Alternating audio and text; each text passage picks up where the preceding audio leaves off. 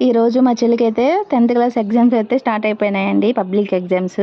ఇంకా తనకైతే చాలా టెన్షన్‌గా ఉంది. ఎలా ఉండిద్దా అని చెప్పి ఫస్ట్ టైం కదా! 10th క్లాస్ ఎగ్జామ్ రాసే ప్రతి ఒక్కళ్ళకి ఇలాగే ఉంటది కదండీ. కొంతమందికైతే అసలు భయమే ఉండదు. ఎగ్జామే కదా అని చెప్పి అనుకుంటారు. ఇంకా మా చెల్లినైతే స్కూల్ దగ్గర డ్రాప్ చేయడానికైతే నేను, మా వారు అలాగే మా పిన్ని, మా బాబాయ్ అయితే వచ్చామండి. ఇంకా ఇక్కడ రాగానే స్కూల్ చూసారు కదా! ఇక్కడే మా చెల్లి అయితే ఎగ్జామ్ రాస్తుంది. ఇంకా ఈ స్కూల్ వచ్చేసి మా చెల్లెల స్కూల్ ఎదురే అండి. ఇంకా దగ్గరలోనే సెంటర్ అయితే పడిందన్నమాట. ఇంకా అలాగే ఈ స్కూల్లోనే మా మామయ్య పిల్లలు కూడా చదువుకుంటున్నారండి. 3rd class, 5th class.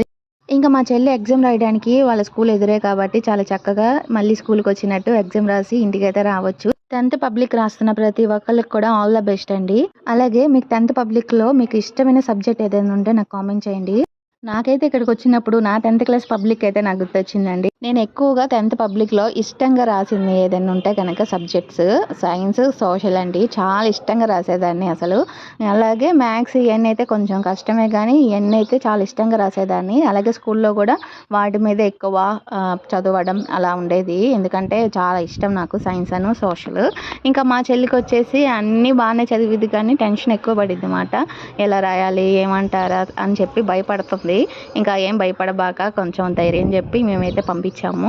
ఇంకా మా చెల్లె టెన్షన్ పడుతుంది అనుకుంటే మా చెల్లితో పాటు అక్కడ ఎగ్జామ్ రాయడానికి వచ్చిన ఇంకొక అమ్మాయి అయితే ఏడ్చేస్తుంది, నాకు టెన్షన్ వస్తుంది అని చెప్పి. నిజంగా మీరు కూడా ఇలా టెన్షన్ పడ్డారా? నేనైతే 10th క్లాస్ పబ్లిక్ ఎగ్జామ్ రాయడానికి వెళ్ళేటప్పుడు చాలా హ్యాపీగా వెళ్ళి రాసేసి చక్కగా వచ్చాను. ఎందుకంటే నేను అన్ని సబ్జెక్ట్స్ పాస్ అవుతానని నమ్మకం ఉంది నాకు. కానీ ఒక్క మ్యాథ్స్లోనే కొంచెం భయం వేసింది పాస్ అవుతానా లేదని.